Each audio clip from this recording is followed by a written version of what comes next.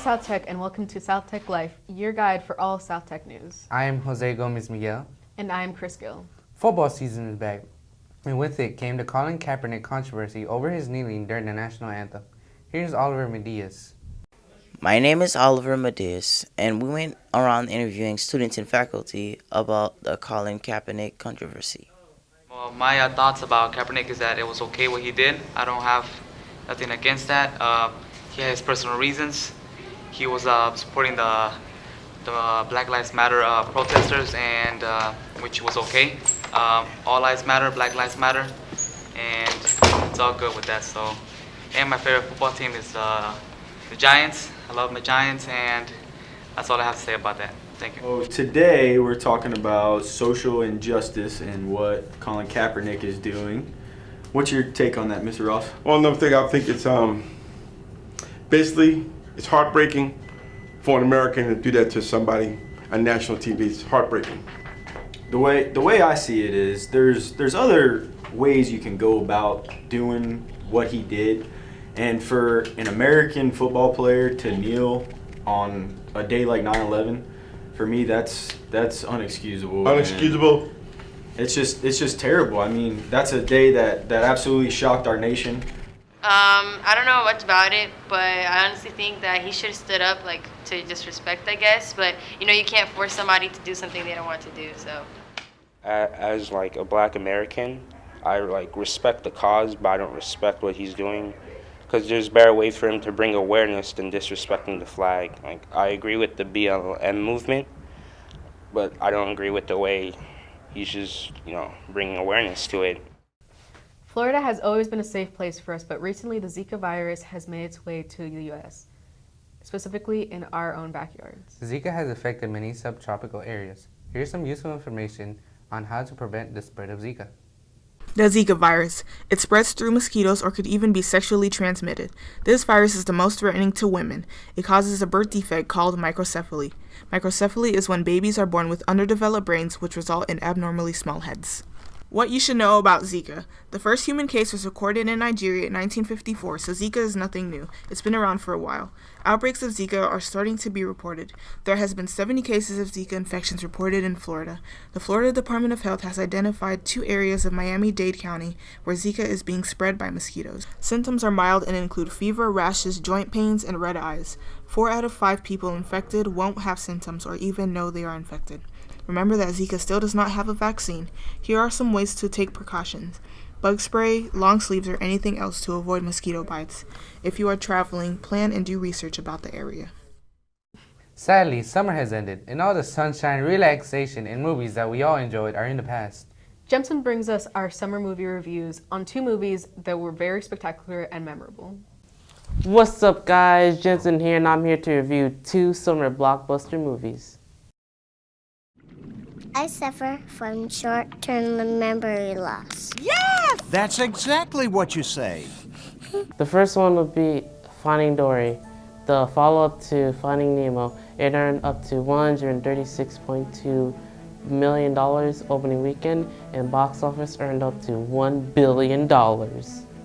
Dory is a forgetful fish who remembers her family, and now it's her quest to find them again. This movie shows a few new characters and some returning ones, and every single new character is lovable and funny on screen. I give Finding Dory 4 fishes out of 5. I say stay tuned for the credits because there might be something waiting there for you. The next movie is Suicide Squad.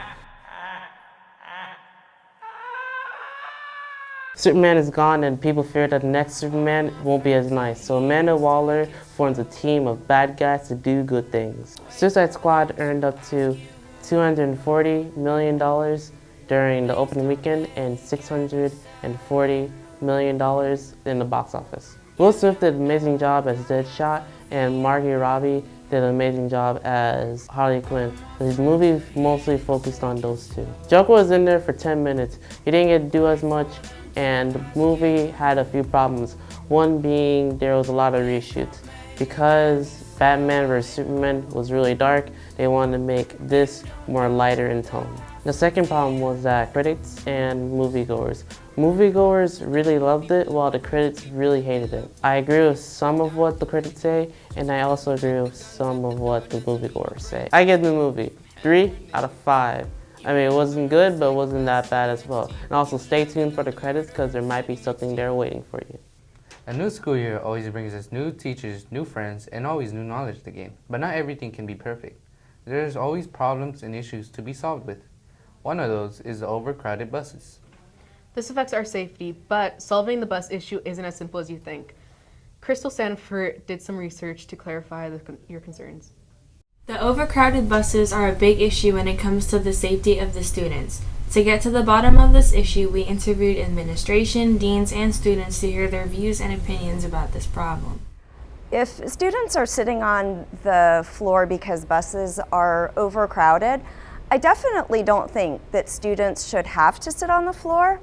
But if they're choosing to sit on the floor, that may be a question of safety being confused with comfort. So we know for a fact that the buses are designed for a certain capacity of students, and the amount of students that we will be putting on the bus will always be a safe amount of students. Now, you may have a student who doesn't want to sit next to another student, so she says, you know what, I'd rather sit on the floor, and she chooses to do that, but that's a result of her attitude. If everybody's on the same page and they understand that this is a bus and the capacity of the bus is 55 or 70 students or whatever it is, 70 students can safely fit on the bus, but what's safe versus what's comfortable may be two different things. And if a few people want to protest and sit on the floor and say, oh, our bus is overcrowded, well, in terms of safety, it's not overcrowded, but in terms of comfort, that may be the case. But sometimes you just have to be flexible because there are the things that we can change and the things that we can't change. There are a lot of problems at the buses, with the school buses. They are generally overcrowded.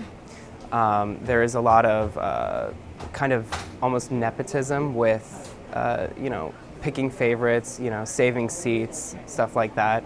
Like I said, generally it's just totally overcrowded. People, there are 3 people to a bench, and then there are still people in the aisleways. So that's a big problem. It's not comfortable, and I don't think it's actually safe. The issue of being overcrowded is 2 purposes. Number 1, the buses are set up for 3 students per seat. The problem is we have 3 adults per seat.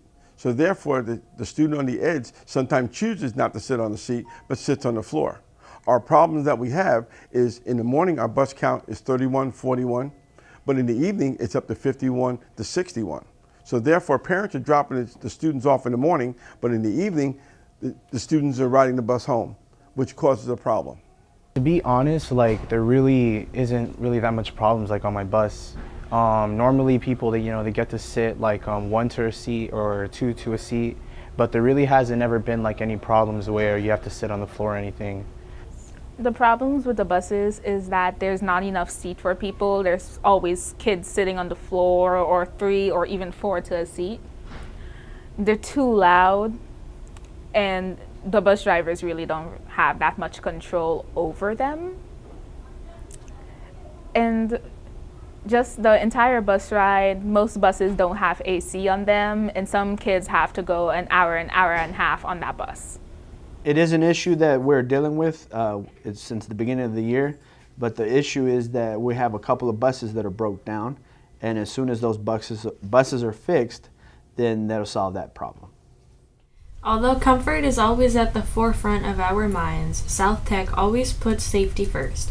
Until the buses are repaired, students are urged to sit 3 to a seat, and of course, there is no saving seats. First come, first served.